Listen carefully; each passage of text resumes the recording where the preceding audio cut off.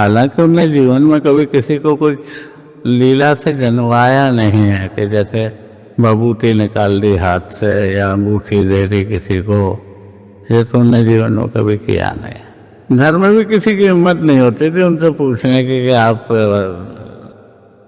इतने बड़े संत हो या आपके पास सिद्धि है, ये क्या है क्या नहीं है। यहाँ तक कि मेरे ख्याल से पूरा उनका जीवन में किसी को उन्होंने नहीं बताया कि मैं घर छोड़ के कहाँ गया और कहाँ क्या करा, कौन मेरे गुरु थे, कौन क्या था। Nobody nose. ये मैं समझ में नहीं आता कि वो फोटोग्राफ जिसमें आपसे कंसर्न प्रॉब्लम है वो आपके पास आ रही है। जैसे बोले कल मैं आया था तेरे पास, this is also very mysterious thing. Yes, देखिए कोइंसिडेंट एक बार होता है, 2 बार होता है, हर बार नहीं होता है। इसे हम तर्क वितर्क में नहीं तोल सकते हैं। ये अध्यात्म है, ये विश्वास की बात है। और आज भी वे साक्षात, तो कई भक्त पूज्य गुरु जी को सिद्ध महात्मा मानते हैं, कोई चमत्कारी बाबा समझते हैं, तो कोई स्वयं हनुमान जी का ही स्वरूप मानते हैं। जय श्री राम दोस्तों, कैसे हो आप सभी का स्वागत है आज के इस स्पेशल सेशन में। स्पेशल इसलिए कहा क्योंकि अब तक इतने साल से आपने मुझे, जो हमारे पॉडकास्ट होते हैं हनुमान जी से जुड़े, पूज्य नीम करोली बाबा से जुड़े, राम जी से जुड़े, वो वीडियो कॉल के माध्यम से आपने देखा होगा। आज हमारे साथ जुड़े हैं हम सबके प्रिय पूज्य नीम करोली बाबा के ही वंशज, उनके पोते पूज्य श्री डॉक्टर धनंजय शर्मा जी हमारे साथ जुड़े हैं। आपका बहुत बहुत स्वागत है। जय श्री राम आपको। जय श्री राम। और आपका बहुत बहुत धन्यवाद जो आपने हमारे लिए इतना समय निकाला। हम मुंबई में मिले हैं, पूज्य नीम करोली बाबा का बहुत ही सुंदर मंदिर है थाने में, आप अवश्य पधारे। मैं स्क्रीन पे मंदिर का एड्रेस अवश्य दूंगा। बहुत ही एक सुंदर सा इवेंट होने वाला है सुंदरकांड पाठ का, जिसमें हम सहभागी होंगे। और सबसे पहली बात, बाकी जैसे मैं हर सेशन में सवाल पूछता हूँ, वो मेरा पूरा फॉर्मेट अलग होता है क्योंकि आप पूजनीय हैं और हम आपको ऐसा समझिए कि ऐसा लग रहा है कि पूज्य नीम करोली बाबा के ही दर्शन कर रहे हैं आपके अंदर, ऐसा लग रहा है। ये हमारा सौभाग्य है। वैसे बाकी भक्तों से नीम करोली बाबा के चमत्कारों के बारे में हमने बहुत सुना है, उनकी लीलाओं के बारे में बहुत सुना है। वे आज भी इस घोर कलयुग में साक्षात राम जी के भक्तों के साथ हैं, हनुमान जी के भक्तों के साथ है। तो सभी भक्तों के श्रीमुख से उनकी लीलाएं हमने सुनी है। आज स्वयं उनके ही पोते, उनके ही ग्रैंडसन से उनकी लीला का बखान हम सुनेंगे। और ऐसी बातें जो शायद हमने ना सुनी हो, वो उनके श्रीमुख से हम सुनना चाहेंगे। तो सबसे पहले वंस अगेन आपका बहुत बहुत स्वागत है आज के इस सेशन में। पूज्य नीम करोली बाबा को कौन नहीं जानता, और आपके श्रीमुख से उनकी महिमा हम सुनना चाहेंगे। ऐसी कोई बातें जो भक्तों तक पहुंचनी चाहिए, ऐसे कोई अनुभव जो आपने अनुभव किए हो पूज्य बाबा जी से, प्लीज शेयर करें, हम जानना चाहेंगे। मैं जब 13 साल का था तब बाबा ने शरीर को त्याग दिया था, और उस समय की जो यादें हैं वो बहुत ही कम समय की यादें हैं मेरे पास। कुछ इंसिडेंसेस हुए जो कि मैंने पाया कि बहुत ही विचित्र हैं। एक बार मैं और बाबा जी, हमारा घर था आगरा में, तो वहाँ से मुझसे बोले कि चलो अपन बाजार चलते हैं, वहाँ से कुछ सामान खरीद के लाना था। तो हम दोनों जा रहे थे, इतने में एक रिक्शे को रोक के बोला कि चलो भाई हमको वहाँ तक ले चलो। नूरी दरवाजा एक जगह है जहाँ खांड मिलती है, बताशे मिलते हैं, ये सब खरीदना था। तो बैठ गए, मैं और महाराज जी बैठ गए, और वो चला के रिक्शा ले आ रहा था। राजा मंडी बाजार में होकर निकला रिक्शा, फिर ऊपर एक एमजी रोड आती है, तो वो दोनों एमजी रोड के लिए थोड़ा सा स्लोप था। तो रिक्शा वाला उतर के हाथ से खींचने लगा, मेरे से बोलते हैं उतर जाओ तुम। तो मैं उतर गया, मैं पैदल पैदल चलने लगा। तो जब वो वहाँ पे पहुँच गया एमजी रोड पर रिक्शा, तो रिक्शे वाले को बोलते हैं रुक जा यहाँ। 50 रुपए का नोट निकाल के उसको देते हैं जी। बोलते हैं कि सुन तू जल्दी जा अपने घर, तेरी बीवी बीमार है। अब वो हतप्रभ रह गया रिक्शे वाला। अब देखने में महाराज जी एक साधारण से आदमी, सेठ जैसे दिखते थे, सफेद कुर्ता पहने थे, धोती पहने थे, कोई ऐसा आइडेंटिटी तो थी नहीं कि वो समझ जाए कि ये साधु हैं और इन्हें बता दिया है। बिल्कुल। तो पीछे पड़ गया कि नहीं बताओ था आपको कैसे मालूम पड़ गया कि भाई बेगा। 2-3 बार उससे ढंग से बोला कि जाओ जाओ, फिर वो जोर से चिल्ला के बोलते हैं जा। तो क्यों नहीं जा रहा है, जाओ, हमें नहीं जाना तेरे रिक्शे से। और उतर गए नीचे। वो रिक्शा चला गया, फिर दूसरा रिक्शा पकड़ा, वहाँ गए, जो सामान खरीदना था वो खरीद के वापस आ गए। ये लीला मैंने उनकी देखी। हालांकि उन्हें जीवन में कभी किसी को कुछ लीला से जनवाया नहीं है कि जैसे बबूती निकाल दी हाथ से या अंगूठी दे दी किसी को, ये तो उन्हें जीवन में कभी किया नहीं। ये एक ऐसा सा दृश्य जो कि मेरे को बड़ा प्रभावित किया जिसने। बहुत सुंदर प्रसंग था ये। और पिताजी बताते थे कि जब भी वो जाते थे घर छोड़ के, फादर छोटे थे, बोले हम छोटे थे तो हाथ पकड़ लिया करते थे कि मत जाइए मत जाइए। तो वो कहते थे चिंता मत करो, कोई बात होगी घर में तो मैं तुरंत आ जाऊंगा 2 घंटे के अंदर। 2 घंटे के अंदर? ओह। हाँ, बोले चिंता मत करो, सब ठीक हो जाएगा, सब ठीक हो जाएगा, और मैं 2 घंटे में आ जाऊंगा और कोई बात होगी तो होता भी यही था। कोई बीमार होता था तो एकदम आ जाते, उनसे पूछा जाता कि आपको कैसे मालूम पड़ा, तो बड़ी चतुराई से कह देते थे। एक बाबा मिला था ट्रेन में, उसने बोला कि तेरा नाती बीमार है या तेरा लड़का बीमार है। उस क्या कहा उस बाबा ने, इसलिए मैं घर आ गया जल्दी से, और तुम चिंता मत करना, मैं ₹1.25 दे के आया हूँ प्रसाद चढ़ाने के लिए, उसको सब ठीक हो जाएगा। और घर आते और हाथ वाथ फेर दिया। यहाँ पे भी ख़त्म नहीं होती थी कहानी। फिर घर में जो भी होता था नौकर उसको भेजते थे फिरोजाबाद। फिरोजाबाद। वो करीब 10 किलोमीटर दूर था घर से। तो वहाँ से हमारे फैमिली डॉक्टर तो हुआ नहीं करते थे उस टाइम पे, वैद्य होते थे। तो रामजी लाल वैद्य थे, उनको बुलाते थे, तो रामजी लाल वैद्य देखते थे, दवाई देते थे, तब जाके पूरा चैप्टर क्लोज होता था। यानी ये देखिए कि अपने को जनवाना उनने कभी कोशिश भी नहीं करे। जीवन भर कोई भी काम आपका कर देते थे, पर उसको जनवाया नहीं करते थे भक्तों को कि मैंने तेरे लिए ये करा, कि मैंने तेरे लिए। तो इस तरीके का व्यक्तित्व था महाराज जी का। और हम तो यहाँ से जैसे गर्मियों की छुट्टी होती थी, मेरा बर्थडे भोपाल में हुआ, मैं वहीं पढ़ा, तो हम लोगों की 2 महीने की छुट्टी होती थी गर्मियों के, तो हम आगरा चले जाते थे। तो आगरा में 1-2 बार आया करते थे 2 महीने की छुट्टी के दौरान। तो बड़ा प्यार करते थे, बगल में बैठा लेते थे, बोले डॉक्टर बनेगा और इसके लिए वो लाओ, जलेबी लाओ, मिठाई लाओ, खूब खाते रहते थे। और दुकानदार से बोल देते थे इसको तो जो खाए खिलाओ, हम आके पैसे देंगे।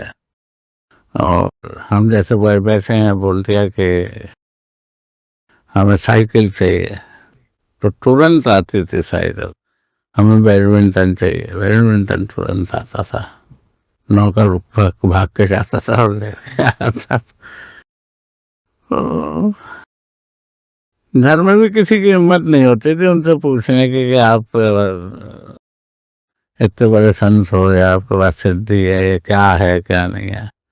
Nobody has got a courage to ask. मेरे चाचा पिताजी में हिम्मत नहीं थे पूछें उनसे। यहाँ तक कि मेरे ख्याल से पूरा उनका जीवन में किसी को उनने नहीं बताया कि मैं घर छोड़ के कहाँ गया और कहाँ क्या करा, कौन मेरे गुरु थे, कौन क्या था, नोबडी नोस। ये जो पार्ट है उनके आध्यात्मिक यात्रा जो थी सिद्धि प्राप्ति वाली, वो किसी को नहीं मालूम है, अपन प्रिडिक्ट करते हैं। पर एक जगह अवशेष मिले हैं आपके यहाँ पर नीम करोली में, फर्रुखाबाद में जी। वहाँ अवशेष मिले, तो वहाँ अपन प्रिडिक्शन सही है कि यहाँ तो रहे ही है, यहाँ इन्होंने गुफा है, गुफा में हनुमान जी हैं, उनके हाथ के बनाए हुए। तो वैसा वैसा किसी को नहीं मालूम, he knows and God knows. उनकी लीला अपरंपार है। आज तो चलो सोशल मीडिया का दौर है, और उस समय ना टेक्नोलॉजी ना इंटरनेट, फिर भी उनकी लीला ऐसी थी कि भारत भर से भक्त तो मिलने आते थे, मगर फॉरेन कंट्रीज से जो भी वेस्टर्नर्स थे, वो कहते हैं ना वर्ड ऑफ माउथ, वो हिसाब से कहाँ कहाँ तक उनकी ख्याति फैली थी। और आज जैसे कई भक्त जैसे हमारे चैनल में आते हैं, हनुमान जी से जुड़े अनुभव शेयर करते हैं लीलाओं से। हनुमान जी भी साक्षात सशरीर कलयुग में विराजित है, अजर अमर है, तो उनके साथ बाबा जी के भी अनुभव भक्तजन शेयर करते हैं। कहा जाता है कि जिनके जीवन में हनुमान जी आते हैं तो उनके जीवन में राम नाम स्वतः ही आ जाता है, राम नाम स्वतः ही प्रिय लगने लगता है, और जिन्हें राम नाम स्वतः ही प्रिय लगने लगता है तो पूज्य नीम करोली बाबा उनके जीवन में स्वतः ही आ जाते हैं। तो कई भक्तों ने अपने अनुभव सुने, और आपने अपने उस दौर की बात की जो आपने आंखों के सामने देखी थी, आप उन्होंने आपको खिलाया, आप उनके साथ रहे काफी।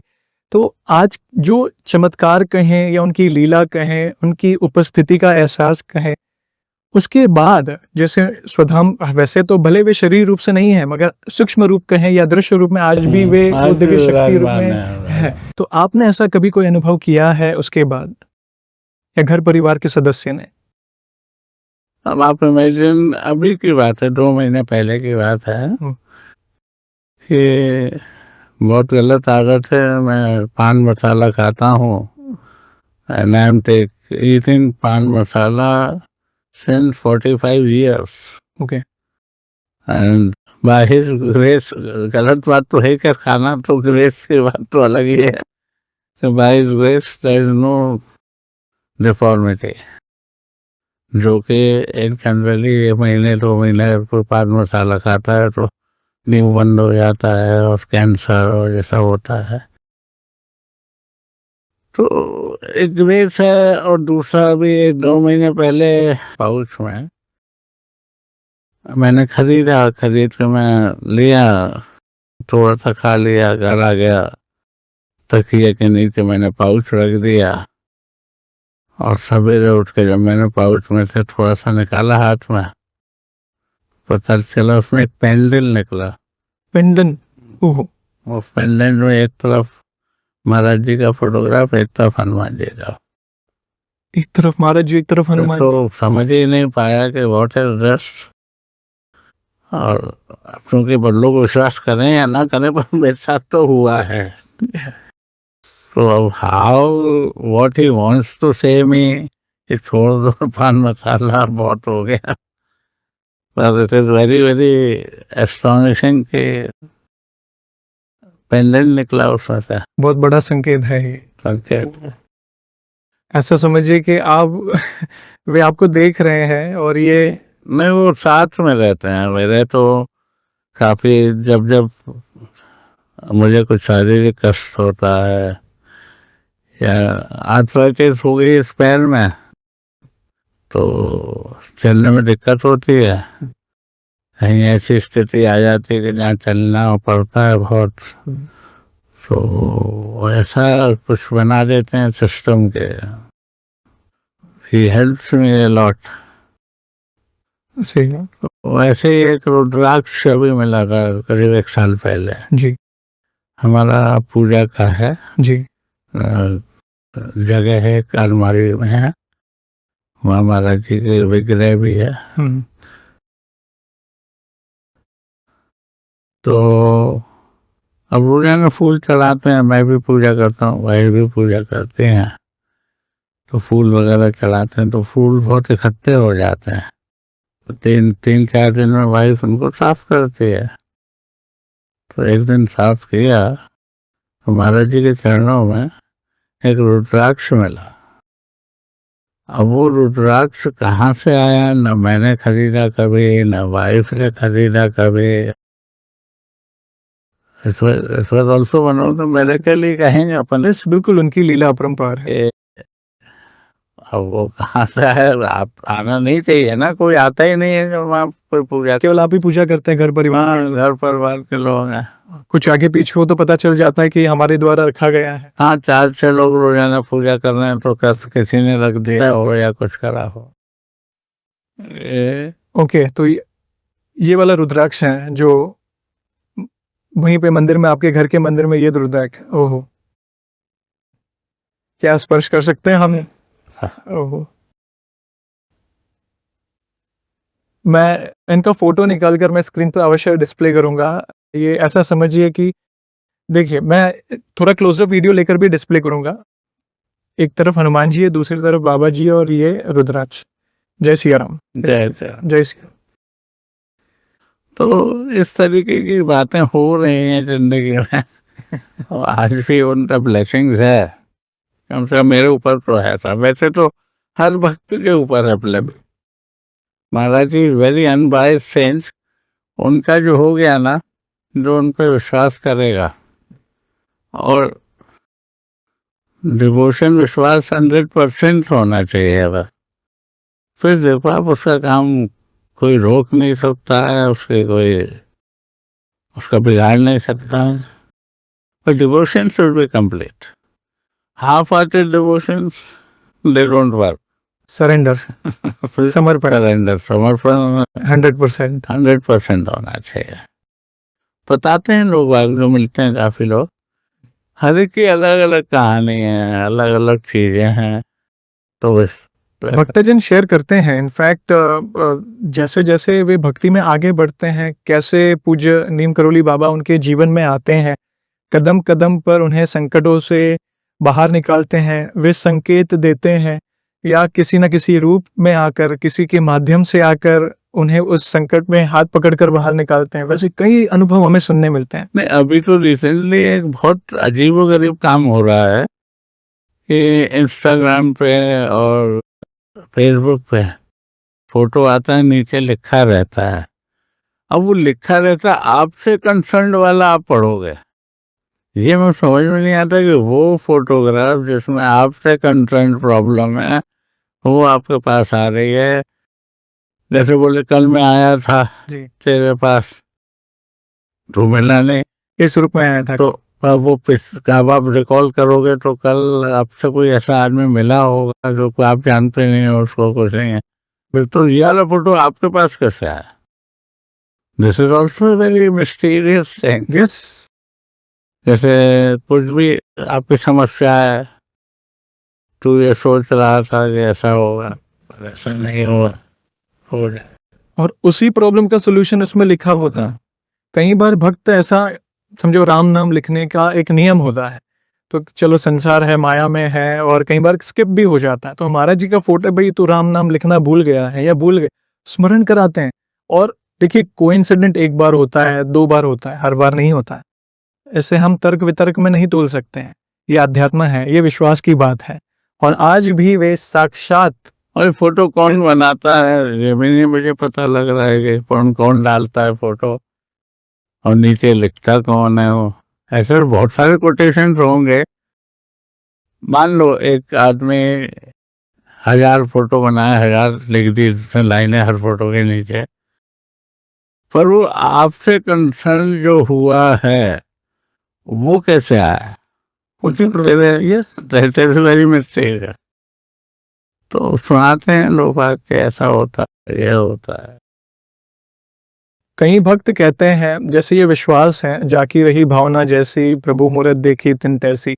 तो कई भक्त पूज्य गुरु जी को सिद्ध महात्मा मानते हैं, कोई चमत्कारी बाबा समझते हैं, तो कोई स्वयं हनुमान जी का ही स्वरूप मानते हैं। तो इस पर आपके क्या विचार है, आपके श्रीमुख से हम जानना चाहेंगे। मतलब डेफिनेटली उनके पास सिद्धि थी हनुमान जी की, और स्वयं हनुमान जी थे, इसमें कोई अतिशयोक्ति वाली बात नहीं है। हालांकि वो अपने आप को एक साधारण आदमी रखते हुए ही आपके काम बना देते थे, और आज भी बना देते हैं। और वो एक बड़े विलक्षण संत थे। उन तो मानव सेवा करने के लिए आए थे इस संसार में, जब तक जीवित रहे, शरीर में रहे, तब भी मानव सेवा करी। जाने के बाद भी आज भी मानव सेवा ही कर रहे हैं। ऐसा नहीं है कि वो चले गए तो उनका प्रभाव खत्म हो गया। दूसरा ये बड़े विचित्र चीज है कि आश्रम 4, 5, 6 हैं बाबा जी के, जो उनने बनाए थे। उनमें आज भी वही ऑरा है जो कि जब वो जीवित थे तब था। आज भी वो हरे भरे हैं, वहाँ सब प्रोग्राम हो रहे हैं जो उनके सामने हुआ करते थे, जो कि अपने आप में सिद्ध करता है कि he is there now also, और लोगों की श्रद्धा बढ़ रही है। तो इसलिए भी महाराज जी जीवित अवतार थे, मनुष्य शरीर में हनुमान जी थे, करते। जहाँ जहाँ हम राम नाम लेते हैं तो हनुमान जी प्रसन्न होते हैं, हनुमान जी की उपस्थिति को महसूस करते हैं। वैसे ही जहाँ जहाँ राम नाम हम लेते हैं वहाँ पे पूज्य नीम करोली बाबा की भी उपस्थिति को हम महसूस करते हैं। और एक सबसे बड़ी बात, जैसे हम अगर साइकोलॉजिकली बात करें कि अगर हम किसी एक व्यक्ति के बारे में हम सोचे तो स्वप्न के माध्यम से हो या कोई, तो वो फ्रेम आ जाती है।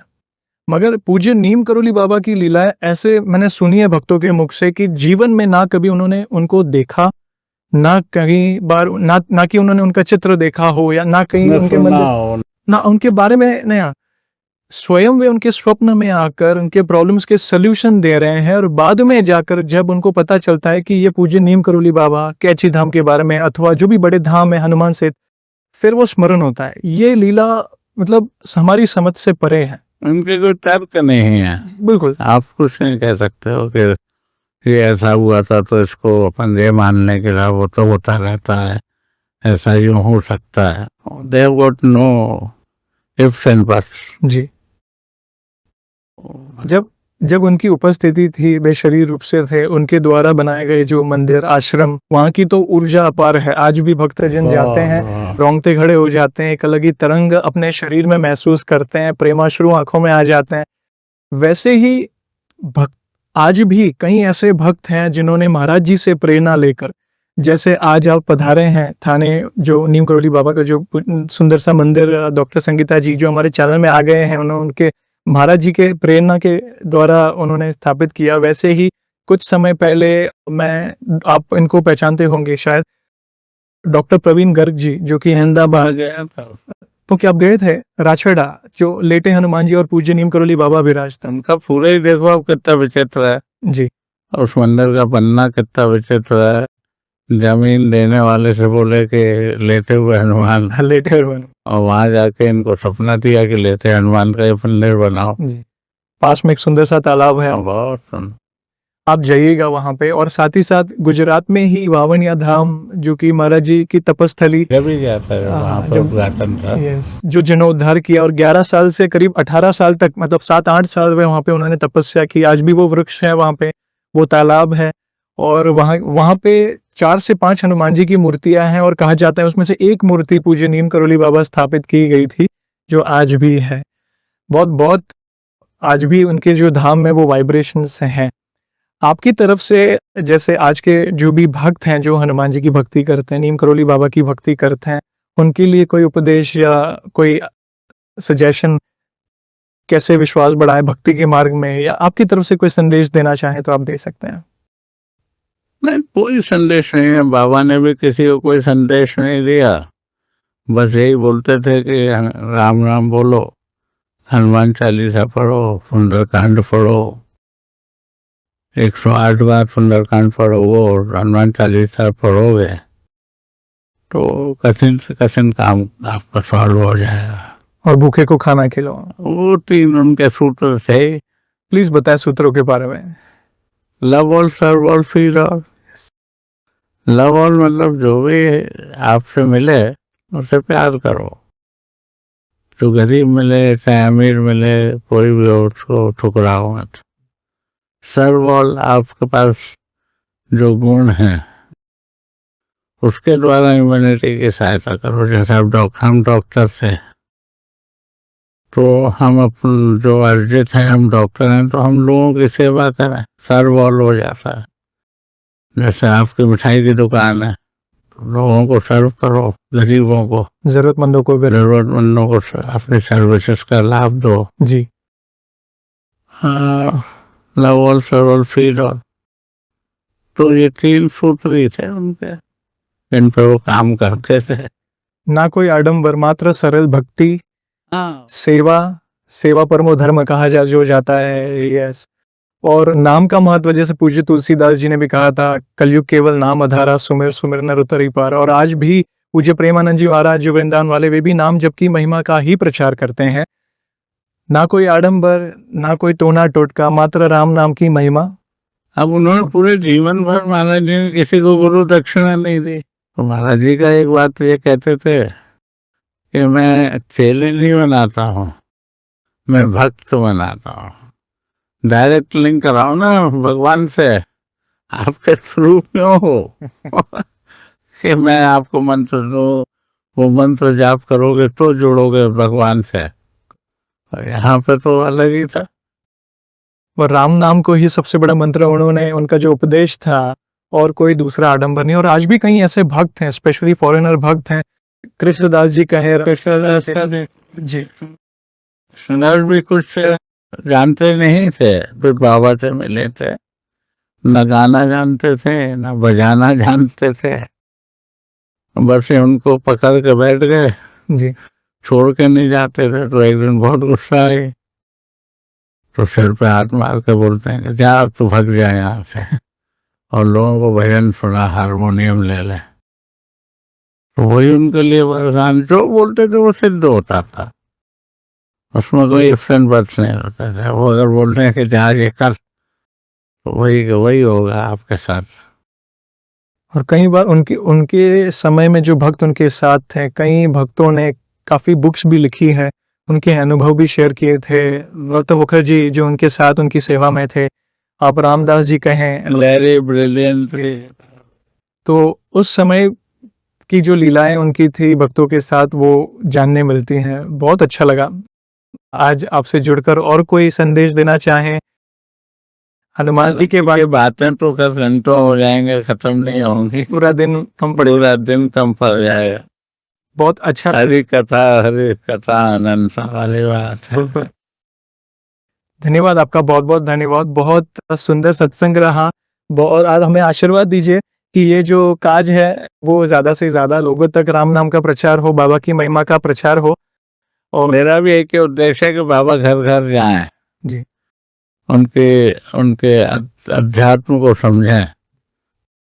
और बाकी तो अपना स्वार्थ है आदमी के साथ जुड़ा हुआ, अपनी समस्याएं उनको बोले, बिल्कुल सच्चे मन से बोले, और फिर देखें क्यों नहीं होती है। और मुझे तो पूरा विश्वास है कि अगर आप सच्चे मन से जुड़ेंगे महाराज जी, वे शीघ्र प्रसन्न होते हैं। शीघ्र प्रसन्न। ऐसा आपको वेट नहीं कराते, शीघ्र प्रसन्न होते हैं। बिल्कुल नहीं। और जब भक्तों का मन विचलित होता है ना, तो वे उन्हें आश्वासित भी करते हैं कि चिंता ना कर, मैं तेरे साथ हैं। आप मैसेज के माध्यम से कहें या किसी गुरुजनों के माध्यम से कहें या स्वप्न के माध्यम से कहें, वो आश्वासित करते हैं। और ये आपका जो स्वार्थ अटका हुआ है उसको पूर्ण करने के द्वारा बताएं कि हाँ मैं तेरे साथ तेरी ये प्रॉब्लम थी। तो बहुत अच्छा लगा। वंस अगेन आपका बहुत बहुत धन्यवाद अपना समय निकालने के लिए। इन फ्यूचर कभी ऐसा सौभाग्य मिले तो आप अवश्य फिर से आइएगा, और बाबा जी से जुड़ी और नई कोई बात हो तो हमसे अवश्य शेयर करिएगा। थैंक यू वेरी मच दर्शकों, आज जुड़ने के लिए, इस सेशन के लिए अपने विचार कमेंट के माध्यम से अवश्य दीजिएगा। तो बोलिए सियावर रामचंद्र की जय, पवन सुत हनुमान की जय, बोलो पूज्य नीम करोली बाबा की जय। जय श्री राम, जय बाबा।